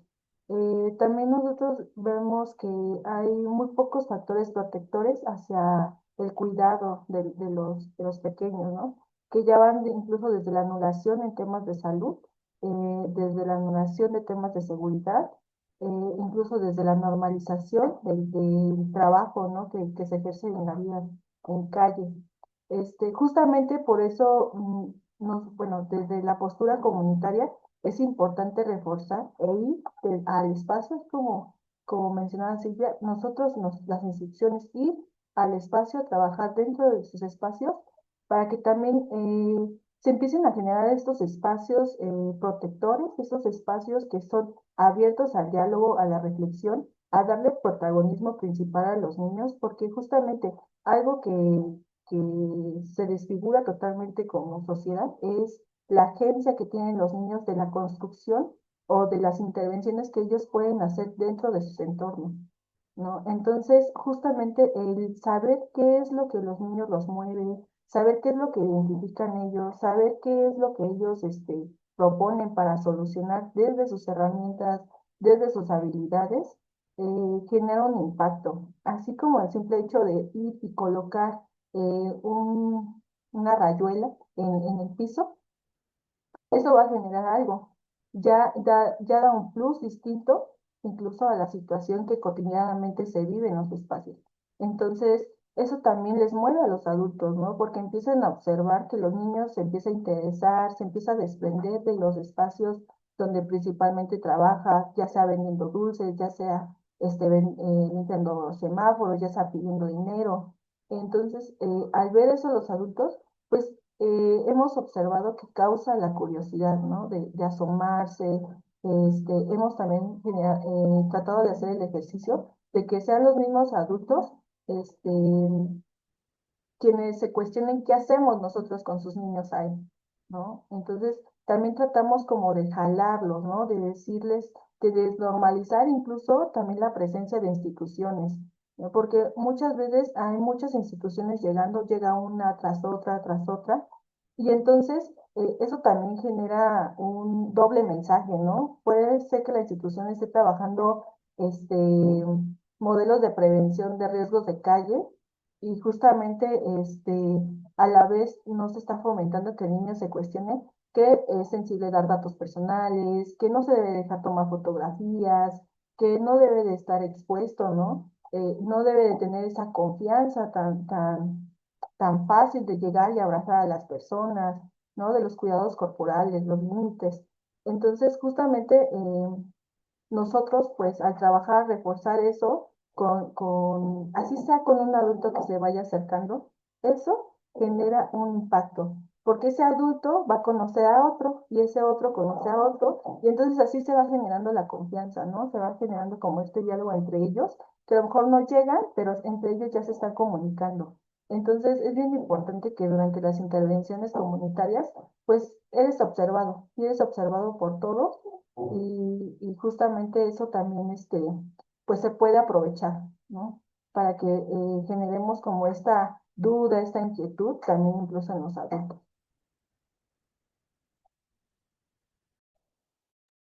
Gracias, Angélica. No sé si alguien más o... Sí, yo estaba pensando un poco ahorita en que hablabas, bueno, que mencionaste lo del DIF, y es que aquí en México está el DIF, que es el Desarrollo Integral de la Familia, que se supone que son garantes de los derechos de los niños y de la familia en general, pero en el imaginario de la calle no está bien visto el DIF porque ha tenido separaciones violentas de familias, ha canalizado a niños a instituciones de albergues donde las familias no saben dónde quedaron. O sea, al final termina siendo una cuestión de desaparición forzada por parte del Estado, ¿no? Y entonces como que hay una dinámica ahí medio extraña entre la calle y el DIF. Por otro lado, lo que yo he visto con los adultos en calle es que pues no todos los adultos son cuidadores. Nosotros sí trabajamos con los adultos cuidadores. Puede ser su primo, su hermano, su tío, su amigo, el que sea, pero que esté cuidando al niño, ¿no? Eso es lo que sí hacemos desde la fundación, por lo menos nuestra parte, ¿no? Y en la cuestión así como legal y de ética, pues siempre y cuando un niño su vida no esté en riesgo inmediato, por ejemplo, una herida, violación o algo que atente a su integridad directa en ese momento, pues nosotros tampoco tenemos bueno, más bien, sí tenemos la obligación de hacer la denuncia en esos momentos. Ese es el punto, ¿no? Hacer una denuncia pertinente al Estado, quienes son los que tienen que garantizar ese otro tipo de cuidados, ¿no? Cuando no existen en la calle. Y es lo que estaba pensando ahorita sobre eso. Pero también en el caso mexicano, o sea, en los 90 hablaban mucho y en los 2000 de los niños solos en calle. Ahorita ya no hay tantos, pero sí los hay. Sí hay niños en solos, en grupos. Y también hay niños en familias. Y también hay niños en riesgo a calle y también familias en riesgo a calle. Y hay como una gran diversidad, un espectro muy amplio de la calle. Y en ese mismo espectro amplio hay un espectro amplio de los adultos cuidadores. Y cada uno desarrolla habilidades o no de cuidados. Pero por eso en la Fundación también tenemos un programa que es el programa de atención a familias, justo para mejorar las habilidades parentales de cuidado de los padres, porque pues de nada sirve trabajar con un morro, o sea, nosotros en trabajo de calle salimos a la calle, buscamos lugares donde haya niños en situación de calle o niños en riesgo de calle que vivan en hoteles o que estén siendo expulsados apenas, trabajamos con ellos, los invitamos a nuestro centro de día, en el centro de día se mejoran habilidades psicosociales ahí, pero al mismo tiempo se trabaja con los padres, porque de nada sirve trabajar con los niños y llegan al mismo contexto y el contexto sigue siendo la misma cosa, ¿no? Pues los va a seguir expulsando. Y es lo que hacemos acá desde la fundación. Sí, justamente les preguntaba, porque a nosotros mucho lo que nos sucede es eso, que tenemos, o sea, bueno, hay casos que, como lo estabas diciendo vos, Arturo, donde claramente se ve que incluso aunque el niño o la niña o el adolescente muchas veces expresa su voluntad de volver a vincularse con padre, madre, etcétera, el nivel de violencia que está sufriendo ese niño, eh, digo, uno puede entender como el protagonismo, la voz de los niños, pero cuando hay, bueno, perdón, pero digo, cuando hay violaciones, cuando hay golpes excesivos, cuando hay todo eso, me parece que es justamente el papel de otros adultos que podemos ofrecer otras miradas de cuidado, el decir, bueno, entendemos, pero hasta acá, digamos, hasta acá, digamos. Esto digo porque, porque también es muy complejo, eh, justamente porque me parece que el desafío también de pensar el rol de los adultos en relación a esto, que yo coincido con que no todos los adultos son cuidadores, primero es eso, desarmar que un adulto por ser adulto no es cuidador y la familia por ser familia no es necesariamente un lugar de cuidado, porque muchas veces nos encontramos con todavía con resabios, o al menos acá en Argentina, por suerte igual nosotros tenemos una legislación bastante avanzada, pero puede pasar en muchos lugares que hay trabajadores o trabajadoras que todavía tienen esa mirada de, bueno, pero es la mamá. Bueno, está bien, pero la mamá no lo puede cuidar. Y esto no lo digo, eh, no quiero que se malinterprete desde un lugar, digo, porque nos ha pasado, por ejemplo, me acuerdo hace muy poquito de un nene en calle, voy a decir su apodo porque no pasa nada, Panchito, con su mamá y la mamá realmente no registra, o sea, tenía problema de consumo, consumía pasta base en general, eh, estaba con él todo el tiempo, pero ella realmente no registraba, primero que él era chiquito, es chiquito, 5 años, eh, nosotras habíamos intervenido muchas veces ya con ella, tratando de ver el niño volvía a la escuela, cómo se buscaba algún lugar para que ella esté con su niño, o sea, siempre con el fin de no separarlos, digamos, pero su nivel de consumo era tan alto que muchas veces ella no registraba que Panchito, que por ahí ella se quedaba dormida y Panchito estaba sin ningún tipo de cuidado, directamente en la calle y que caminaba hasta la esquina, volvía, ¿no? Y tenía 5 años. Y la decisión que se tomó desde niñez ya directamente, o sea, mi área dejó de intervenir ahí porque mi área intervenía más bien con la madre, fue que Panchito fuese a una casa de abrigo y que ella hiciese un tratamiento. Y cuando se le propuso a ella hacer un tratamiento justamente para ir después empezando una posible revinculación con Panchito, ella no asistió a ninguna de las citaciones que se le hicieron para empezar un tratamiento y Panchito fue a una casa de abrigo, la verdad que una casa de abrigo que es municipal, trabaja muy bien. Él se integró muy rápidamente al jardín, o sea, como muy rápidamente integró con otros niños. Digo, eso, como no, me parece que esto que a veces era bueno, y nos pasó de tener trabajadoras que decían, bueno, pero es la madre. Bueno, pero la madre no lo está pudiendo cuidar, o sea, no está pudiendo cumplir y él está en riesgo.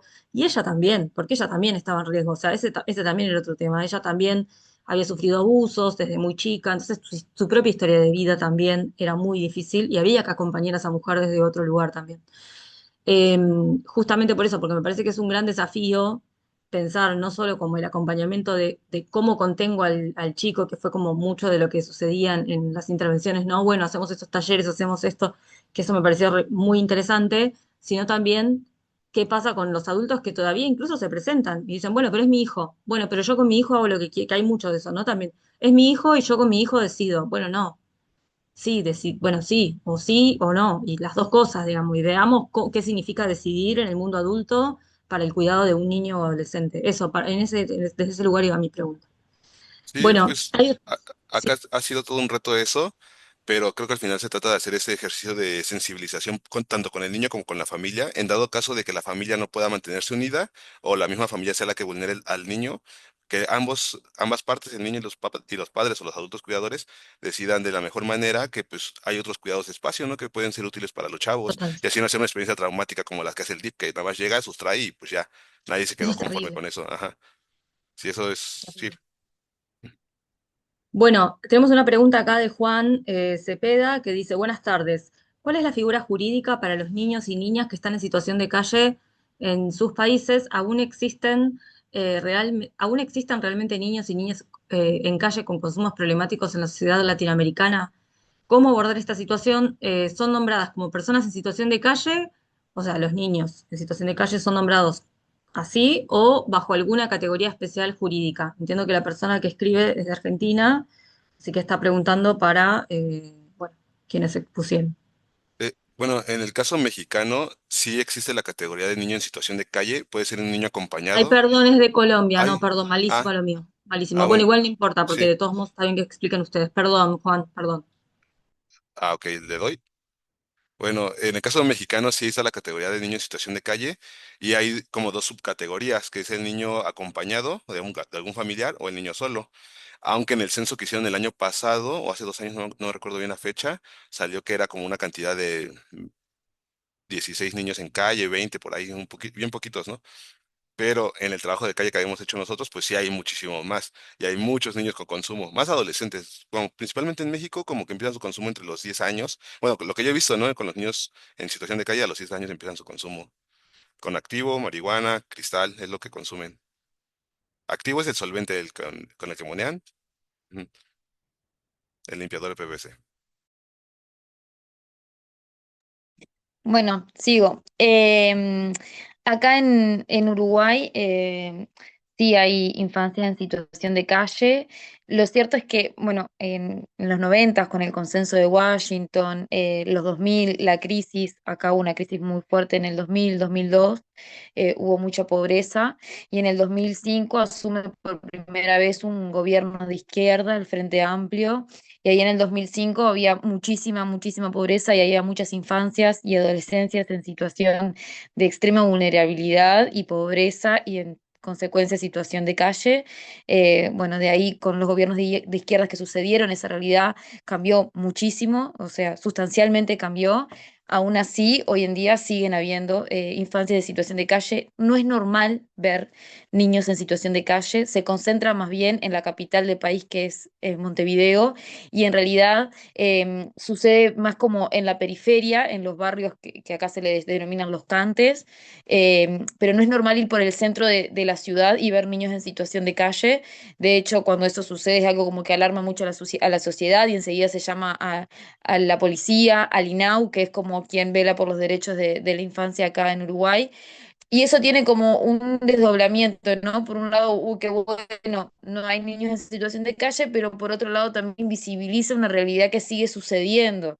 Siguen habiendo infancias y juventudes en situaciones muy complejas, de mucho deterioro.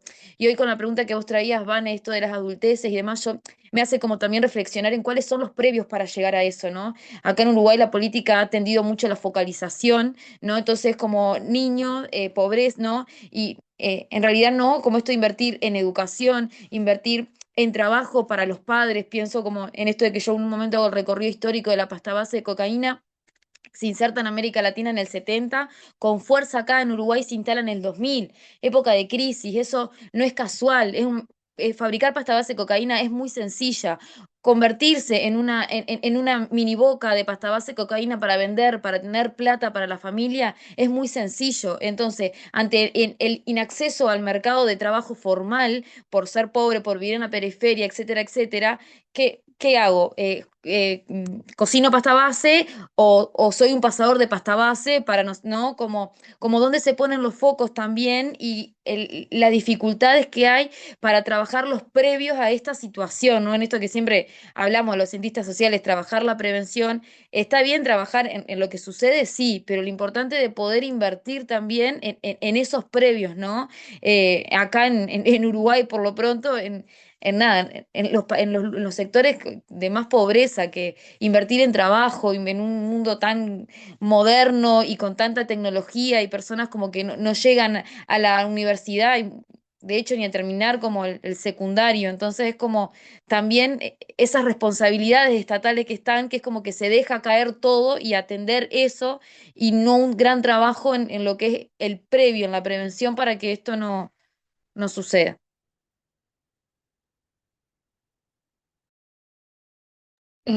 Sigo leyendo que la intervención de Juan, creo que me parece que iba también por otro lado, me parece interesante igual lo que suma, que dice acá lo llamamos boxer, PVC, cuáles son las implicancias jurídicas. No son miradas como falta. Entiendo que es una pregunta, Juan. Y si no, si querés abrir el micrófono y preguntar directo, no hay problema. ¿Querés abrir el micrófono, Juan? ¿Me Sí, buenas permiten? tardes, ¿cómo están? Es más Es que llegué un fácil. poco tarde. Sí, es mejor. No, no pasa nada, pero más fácil así porque así nos escuchamos Mm, aparte los cantitos nuestros de cada uno y todo eso, de sí, Latinoamérica. claro. Digamos desde Colombia y más específicamente el Distrito Capital, donde yo estoy ubicado ahorita, em, estamos ahí como en una ambigüedad conceptual y jurídica porque pues realmente sí están visibles esas infancias y juventudes en situación de calle, como ustedes los mencionan, pero digamos desde el discurso institucional, desde el discurso oficial, desde los discursos de derechos humanos, pues este sería como un intolerable, como un no aceptable.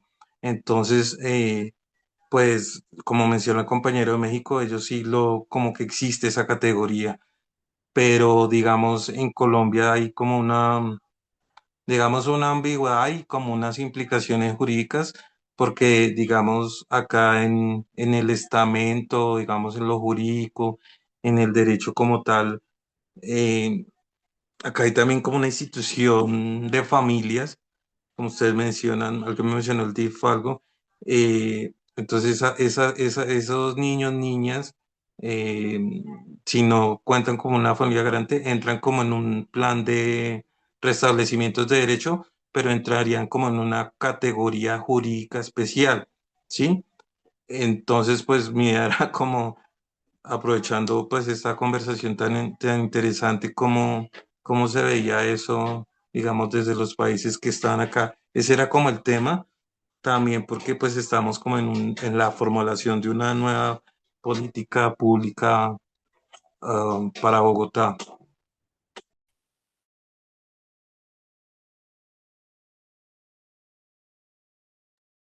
Bueno, yo puedo aportar algo desde Argentina, pero pueden sumar distintas, incluso si hay otras personas conectadas de otros países que no sean solamente los expositores, expositoras y que creen que pueden aportar.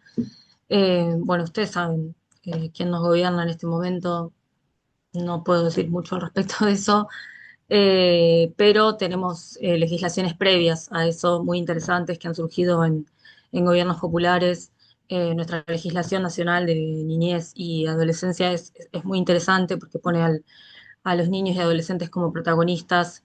De hecho, cambia la denominación. No sé cómo era en otros países, pero acá normalmente se los nombraba y todavía quedan resquicios y a mí a veces también se me escapa, la verdad, para ser sincera, de nombrar a los niños y adolescentes desde el lugar más penal, digamos.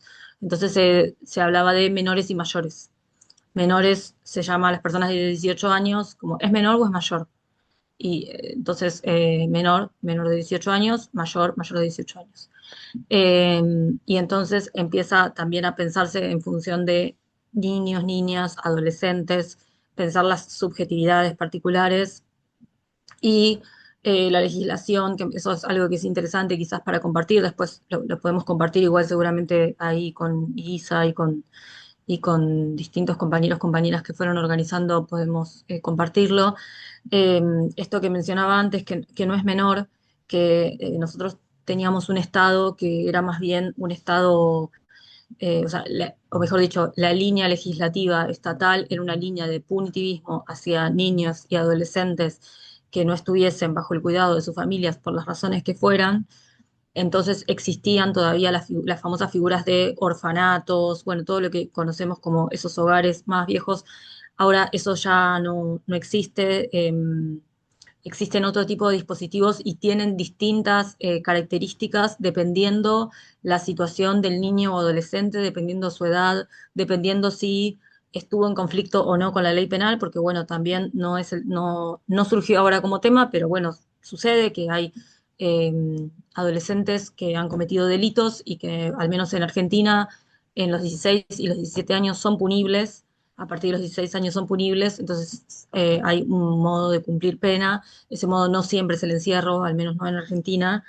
Eh, y algo que decía que sí me parece importante es que antes de esa legislación la pobreza era considerada un indicador para que el Estado intervenga separando al niño de su familia y hoy en día de lo que se trata, más allá de quién nos gobierna, pero la ley sigue vigente, le guste a quien le guste, de lo que se trata es más bien de poder trabajar en conjunto con el grupo afectivo de ese niño o niños o adolescentes y no solamente en relación a, bueno, es pobre, no le puede dar de comer, bueno, listo, separado, va, no sé, al famoso orfanato y la familia, bueno, no sé, que se arregle porque son adultos. Esa no es la línea general, sí se tienen en cuenta otro tipo de cuestiones y también teniendo en cuenta que nosotros estamos hablando acá particularmente de niños y niñas y adolescentes en situación de calle, pero las vulnerabilidades y la pobreza atraviesan, bueno, lo fue mencionando también Arturo, ¿no? Como un niño o niña que vive en asentamientos, en lugares precarios, en hoteles, en lugares que son precarios y que por ahí no tienen condiciones básicas, dignas de vida, pero sin embargo eso no significa que ese niño no esté siendo cuidado por sus adultos, digamos. Significa simplemente que están atravesando una situación que, bueno, que en todo caso habrá que ver por qué hay un Estado que no se está haciendo cargo de brindar mejores condiciones de vida a sus ciudadanos o de pensar políticas públicas en función de eso. Pero volviendo al tema, sí me parece interesante como este punto que tiene la ley de considerar al niño o niña protagonista, de poder consultarle también en función de lo que el niño o niña expresa. Los niños o niñas son entrevistados además por un equipo.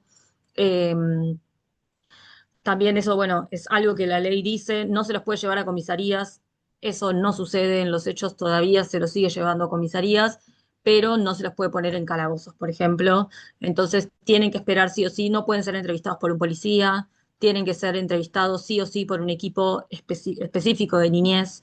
En el caso nuestro, por ejemplo, pueden estar constituidos por un abogado y una trabajadora social, pero son equipos específicos de niñez, se encargan de entrevistar a los niños y niñas. Incluso estando la familia presente y estando la familia reclamando, por ejemplo, de es mi hijo, quiero que vuelva conmigo a mi casa, se lo entrevista al niño o a la niña para ver qué es lo que sucede, qué desea ese niño, si quiere volver o no a su familia, qué es lo que está sucediendo, por qué, no sé, por qué desapareció 2 días, 3 días, qué sucedió en el medio, bueno, todo eso es algo que se legisló a nivel nacional. Después, bueno, obviamente como toda ley siempre hay vericuetos, pero es interesante cómo se pensó estructuralmente esa ley para la protección y también para el protagonismo de las niñeces y las adolescencias. Pero bueno, entiendo que era una pregunta abierta a la de Juan, así que no sé si alguien más quiere sumar.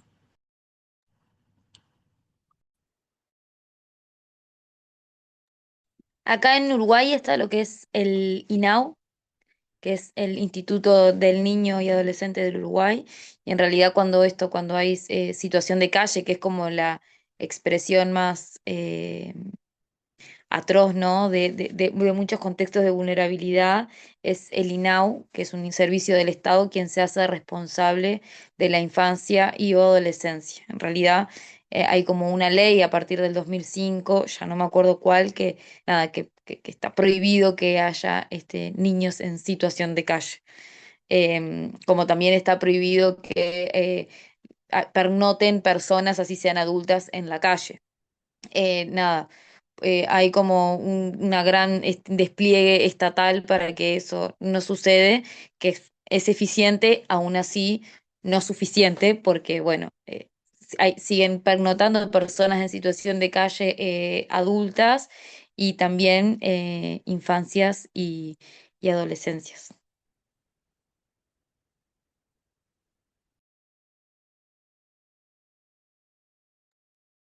El resto, algunos de los participantes. Es interesante la pregunta que hizo Juan porque me parece que también aporta en función de que como región, bueno, no sé, yo que he estado en otros intercambios también con varios compañeros, compañeras que están acá presentes y con otros, la verdad que es muy interesante pensar como región qué políticas públicas se aplican y sobre todo cuando toca que gobiernen eh, gobiernos que más o menos están mirando al pueblo, digamos, cuando nos toca, bueno, como a nosotros, nada, qué sé yo, que está bailando en Estados Unidos, no sé qué decirles. Pero cuando toca como en otros momentos me parece que está bueno ver qué se puede crear porque son momentos de oportunidad.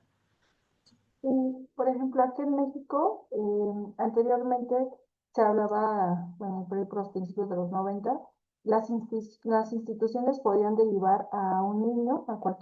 A una casa hogar, a una institución que pudiera resguardarlo, pero posteriormente, cambiando las leyes y esta cuestión del Estado, se habla que el DIF es el único institución con el poder de derivar a un niño. Es decir, el niño forzosamente tiene que pasar por su institución para ellos derivar al niño. Ya no lo puede hacer una institución, ya sea de atención civil o de atención privada. Entonces, actualmente en México, DIF es quien tiene totalmente, digamos, la custodia de todos estos pequeños que se encuentren en riesgo o en situación vulnerable o en situación de calle.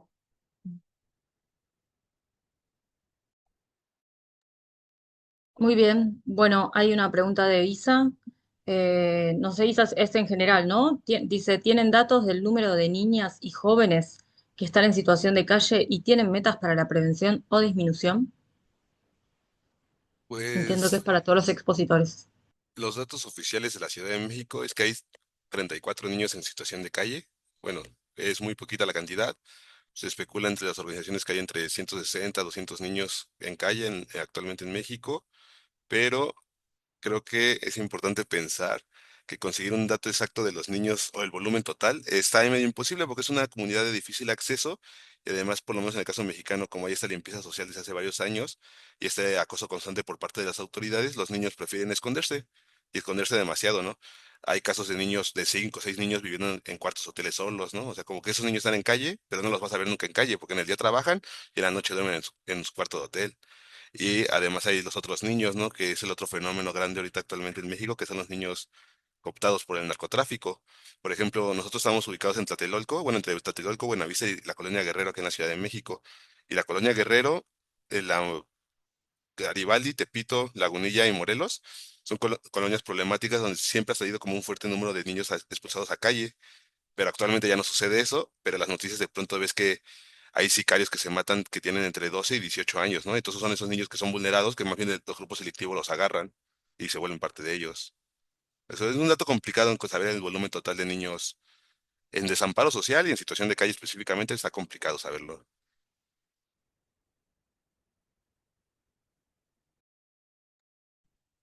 Silvia, ¿vos tenés alguna data en relación a eso? No, números no tengo, pero concuerdo mucho con Arturo en esto de que es como muy difícil de saber. También hay intereses políticos de el color que sea el gobierno que esté ahí, ¿no? Como revelar ese dato es asumir que estamos en un problema muy grave. Entonces, también me pregunto de cuáles son la real disponibilidad por saber ese número. Nada, yo no lo tengo, seguramente haya algún número, pero es muy complejo como acceder de seguro a saber cuántos niños, niñas y adolescentes hay en situación de calle.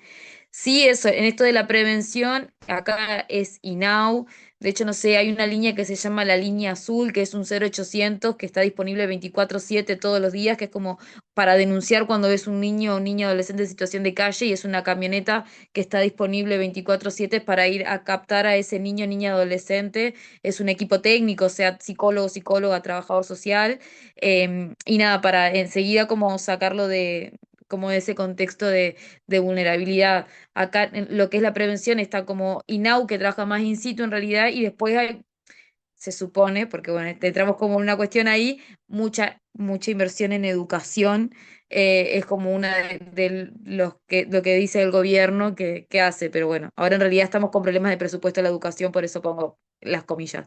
Pero bueno, de prevención se dice que es como eso a lo que se apunta y bueno, y estimular a las adolescencias sobre todo que se inserten en el mercado educativo para posteriormente poder insertarse en el mercado de trabajo, como por ahí. Bien, hay una pregunta acá, me parece que eso puede tocar a varios países, algunos estamos iniciando en ese tema, otros llevan más tiempo y es una pregunta compleja. Nos preguntan si podemos ampliar el tema de instrumentalización de niños y niñas para el narcotráfico. Eh, Yo puedo contar un poco de mi experiencia de lo que he visto como educador de calle. O sea, mi chamba es salir a la calle y buscar a los chavillos, ¿no? Y hacer actividades con ellos. Pero cuando un chavo quiere, digamos, entrar a la fundación, pues ya le hago entrevistas y voy profundizando más en su historia de vida. Y ha salido varios casos de que chavos así que de la Guerrero, de Garibaldi, fueron cooptados por justo un grupo delictivo de la zona para vender principalmente marihuana. Aquí en la Ciudad de México hubo un movimiento canábico para la liberación del uso recreativo de la cannabis y ocuparon espacios 420, ¿no? Donde se permitía fumar marihuana, pero de pronto muchos niñitos de la zona estaban vendiendo cigarros de marihuana ahí por parte de esos grupos delictivos, ¿no? Y actualmente ya eso como en la marihuana como que cambió la lógica en el movimiento canábico, pero yo lo que me he dado cuenta con los adolescentes principalmente, consumidores de cristales que empiezan vendiendo primero cristal. Como que de pronto en la calle llegan algunos grupos y dicen, ah, tú te dejo tanto cristal, tú muévelo, tú véndelo y luego te pago con cristal para ti. O sea, ni siquiera les pagan con dinero, les pagan con droga, ¿no? Y empieza así como esta lógica de ser mulas. Aquí le dicen mulas de que llevan la droga a cierto lado y así. Andan haciendo eso. Como que es lo que yo he visto en el fenómeno de calle propiamente. Lo demás, que sea así como, por ejemplo, los niños que se vuelven sicarios, pues lo sé por las noticias porque si te metes a las noticias justo de esa zona de la Ciudad de México, te aparece que los sicarios que se mueren tienen entre 12 y 18 años. Estos son al final juventudes, niños y adolescentes que están en manos de los grupos delictivos.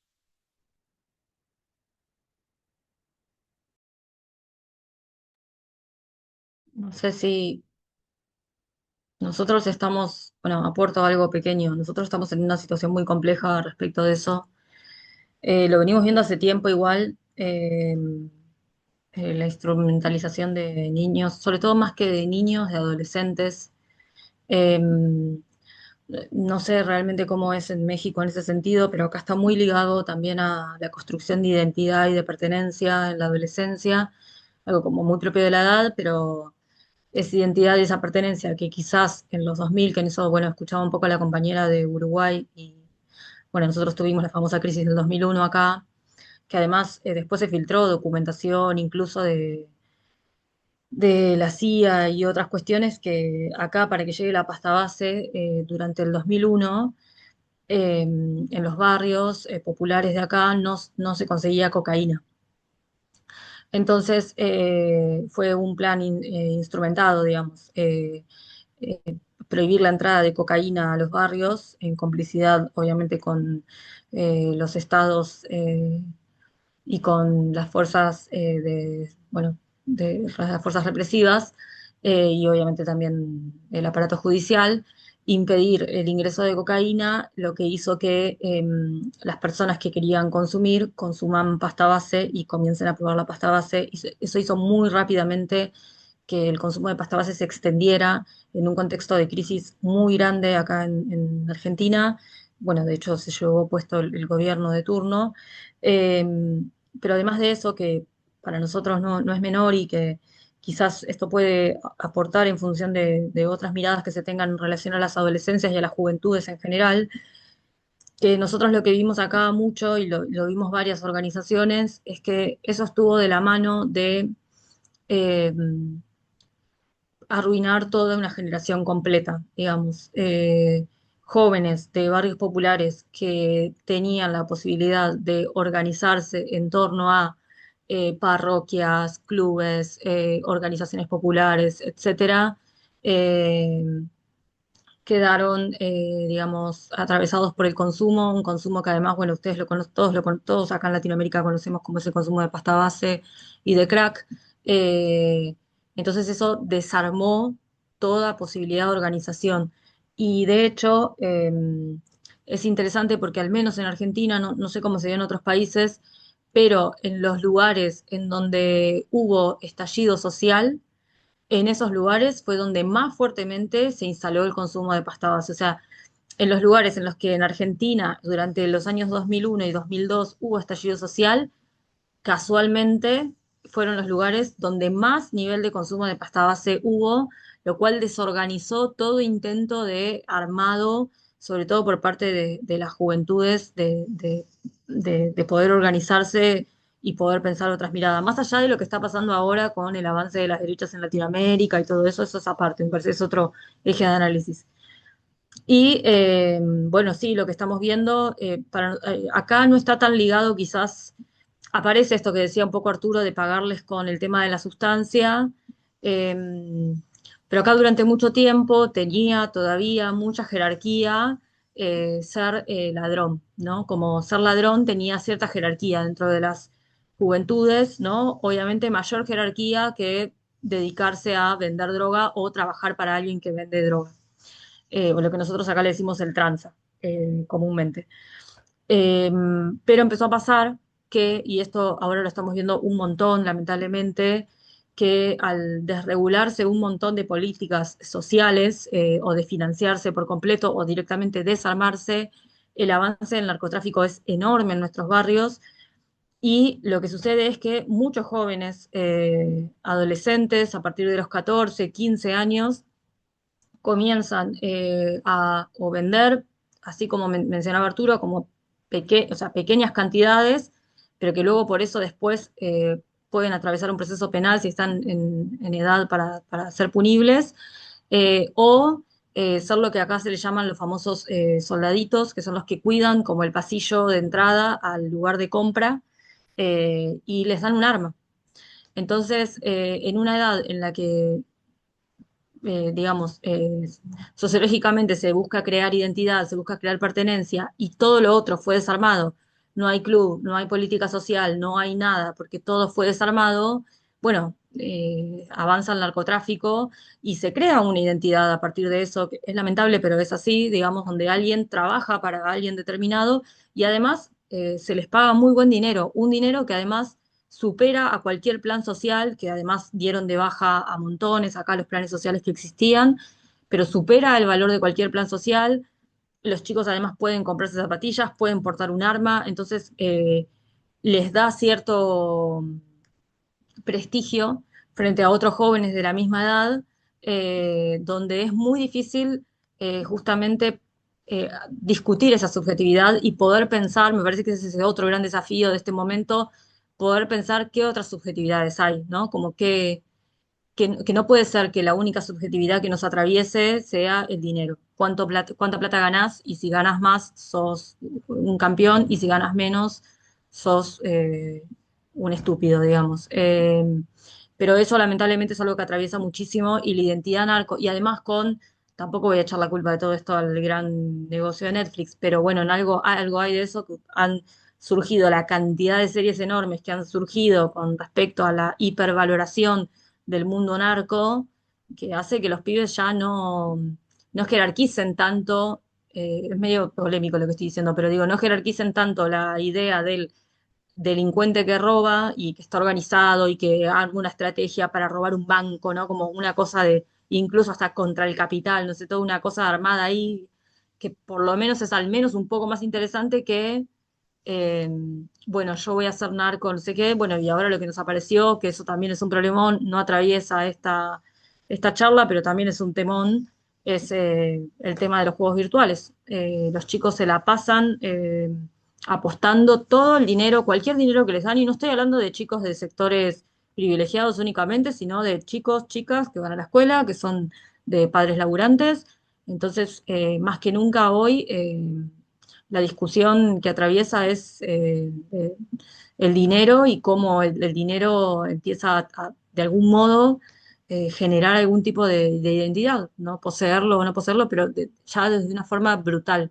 Me parece que es un desafío enorme. Eso al menos, digo, me desvié del tema del narcotráfico, pero porque está ligado, ¿no? Como el narcotráfico está ligado a la idea de tener dinero, de tener más disponibilidad de dinero, tener unas zapatillas mejores, tener un arma en la cintura, todo eso en una edad en la que estás constituyendo subjetividad. Yo, Sí, yo, yo, vas.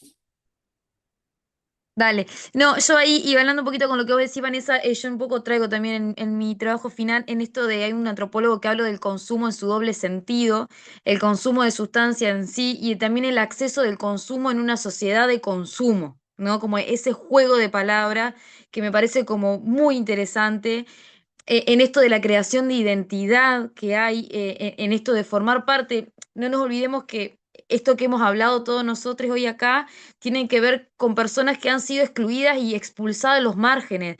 Entonces vos, me apropio de este margen, me pusiste acá, me rotulaste acá, me apropio de esto y dale que es tarde, ¿no? Como a mí me pasa pila como las conversaciones con los pibes y con las pibas de decir, y bueno, sí. es lo que hay, y ya que me pusiste acá, y ya que no puedo formar parte de esta sociedad, yo hablo como desde lo que hablo con los pibes en mis trabajos, ¿no? Como esa de, ¿a qué voy a ir ahí, ¿no? Yo no formo parte, yo, entonces como se crea una identidad, y esto de que traía Arturo acá, en mi experiencia sí sucede mucho también que se paga con la pasta base, a los gurises lo ponen desde muy chiquito. De hecho, Lucas a los 10 años pasaba pasta base en el cante, porque claro, son chiquitos, son gurises, entonces la policía capaz que no tiene tanto el foco en los gurises, son escurridizos, pueden correr, tienen como otras dinámicas que los grandes no, y además tampoco son punibles acá en Uruguay, no por lo menos van a una cárcel, ¿no? Hay un instituto, está el INISA, etcétera, pero como que tienen, son otros los riesgos, y además de que son niños y juventudes que no son conscientes de lo que sucede, ¿no? Y más en la adolescencia, que el adolescente además tiene como otras características particulares de no identificar la peligrosidad como capaz que lo identifica un adulto. Eh, y también ahí lo que sucede acá con esto de las infancias, de las adolescencias y el pasar pasta base, etcétera, tiene que ver también con la identidad y es con algo que le da como un lugar a esa persona, ¿no? A ese niño, ese adolescente, dentro del cante, del espacio, de como esto que vos traías, Vane, de ser alguien. Y, nada, yo ahí también traía como otra autora que es Sara Hamed, que habla como esto de la promesa de la felicidad, ¿no? También como vivimos en un sistema donde todos y todas tenemos una forma de ser, de ser y estar en este mundo, y como todos tenemos esa presión, y estos pibes también, y bueno, y el tener plata, el tener moto, el tener una Nike, el tener un iPhone, ¿no? Forma parte, y si no accedo al mercado de trabajo, bueno, lo que me queda es el narcotráfico, que es algo que está al alcance de la mano. De hecho, en esto, en mi experiencia de trabajo, por ejemplo, ahora que estamos a fin de año, que se acercan las fiestas, me pasa pila en los trabajos con los pibes que me dicen, vos, voy a volver al cante a pasar porque no tengo un mango y no quiero llegar, o sea, gurises que no quieren hacer eso, que se ven como en esto de voy a ir para ahí porque la verdad es que no tengo un mango para el 24 y no tengo un trabajo, y hace un año estoy trabajando con ustedes para que me armen el currículum y me consigan un trabajo, y la verdad que eso no pasó. Entonces me voy para ahí, porque no, Em, nada, eso, y el narcotráfico siempre está muy pillo, siempre está muy presente y siempre pagan los pobres, que eso me parece que es una realidad que en distintas características que tienen nuestros países, pero sí, cuando se combate al narco, no se combate al lidiador de todo, ¿no? Se criminaliza al pobre consumidor, que es nada más que el que pasa pasta base de un lado al otro. Y hay como una mini anécdota, también me ha pasado acompañar a procesos de compas, de participantes que vienen al centro diurno, que trabajan para la policía, para que puedan, como decir, dónde están las bocas, etcétera, a cambio de droga. O sea, eso también es parte, ¿no? Es muy complejo el entramado, muy difícil de desarticular, y nada, hay muchas lógicas de poder que como que siempre uno empieza a hacer zoom, es cada vez como eso, muy, muy complejo.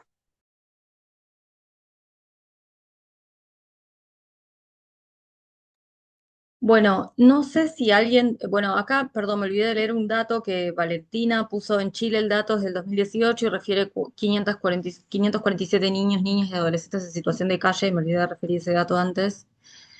No sé si, yo digo porque quizás estamos cansados, cansadas, si alguien quiere, nos queda un ratito igual todavía de la mesa, pero quizás es un buen momento para abrir, si alguien dice, bueno, Juan agradece, dice muchísimas gracias por haber profundizado tanto, sí es una problemática que está afectando a los niños y adolescentes en Latinoamérica, muy interesante el tema. Eh, si quizás alguien quiere hacer algún aporte o quiere hablar, no sé, Isa, que entiendo que estás en reunión de trabajo, pero nos estás escuchando por ahí, o alguien que quizás no haya hablado y quiere aportar desde su experiencia, eh, o si los expositores o las expositoras quieren sumar algo más. Isabel dice muchas gracias por sus aportes. Isabel, no vas a hablar entonces. Nos escribiste ahí, pero no vas a hablar. Será como hacer como una recapitulación de todo esto. Y bueno, me quedo principalmente con lo que aporta Silvia, cuando ella habla sobre hay que mirar antes de la prevención, ¿no? Es decir, la prevención surge cuando existe el problema. Es decir, si hay diabetes, pues vamos a hacer todo un plan para reducir el número de personas que tienen diabetes, ¿no? Justamente antes de la prevención existe la promoción. Y la promoción lo que hace es fomentar estos espacios protectores, principalmente para que no lleguemos al problema, ¿no? Justamente es algo que hace la Fundación desde Proniños, es anticiparnos, ¿no? Es justamente ver también a las personas que se encuentran en riesgo y no ya en la situación, ¿no? Entonces, ¿cómo partir de esas habilidades que todavía tienen un escaloncito más de habilidades incrementadas, podemos seguirlas fortaleciendo para que puedan imaginar otros escenarios, se vuelvan agentes políticos de sus propias decisiones, puedan generar autonomía? Entonces, también lo retomo porque justamente cuando hablan sobre estos grupos, ¿no? De personas que viven en comunidades, ¿no? Nosotros lo referimos como comunidades expulsoras, porque justamente lo que hacen es el niño que es problemático, ese niño que no se regula bien, ese niño que ya está teniendo principios de consumo, es expulsado, ¿no? No hay nadie que lo acoja.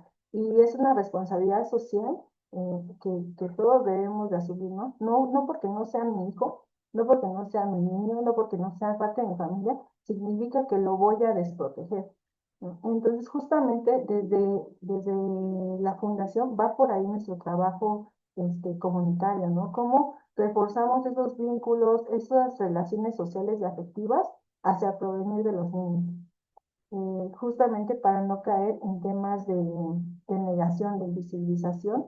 Y bueno, lo hacemos principalmente este, desde la participación, desde los intereses de las personas, ¿no? Incluso, pues, claramente hablamos sobre que es un proceso, ¿no? No es un proceso lineal, no es como que hoy me presento como fundación y mañana ya tienen resueltas las cosas, sino que justamente va desde incluso generar esta demanda en las personas de que ellos mismos se empiecen a cuestionar y a ver qué es lo que más les surge, qué es lo que les genera problema, porque muchas veces como instituciones asumimos que eso es lo que necesitan las personas, ¿no? Yo voy aquí porque aquí hay muchos niños y están sueltos y yo creo que necesitan actividades para que no anden sueltos. Y muchas veces no sabemos la situación y por eso tenemos que hacer actividades aterrizadas de acuerdo a sus contextos, de acuerdo a sus realidades y de acuerdo a pues sí, a lo que ellos quieren. Y pues bueno, me baso principalmente en eso, en empezar a reforzar principalmente lo colectivo, ¿no? No como una forma de que las personas se arraiguen a los espacios, porque muchas veces los espacios no son ni seguros adentro ni seguros afuera, ¿no? Pero entonces, ¿cómo si generamos estas redes de apoyo que sean incluso fuera de sus espacios, ¿no? Por ejemplo, acá en México hay un programa que se llama Pilares. Pilares es un programa del Estado que tiene muchas actividades gratuitas y que pueden ser del interés incluso de los niños, de los adultos, que está dirigido a todo tipo de edad y de público.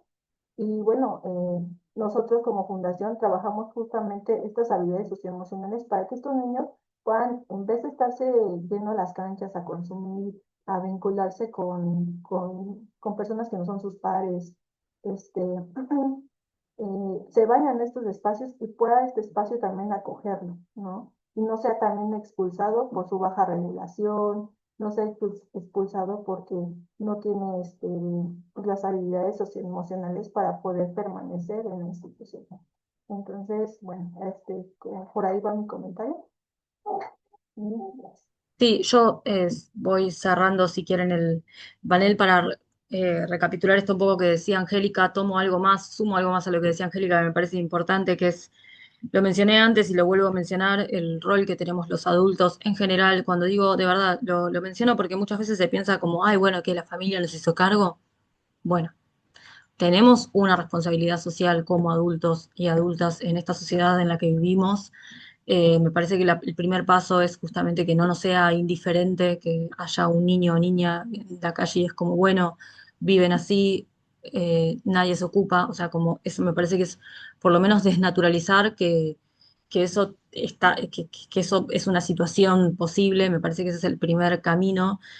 Y después me parece que también tenemos un gran desafío todavía, me parece que las experiencias que se presentaron son muy valiosas, pero que justamente también tienen el desafío de poder contagiar esta mirada a otras experiencias que puedan mirar a las niñeces y adolescencias desde estos lugares.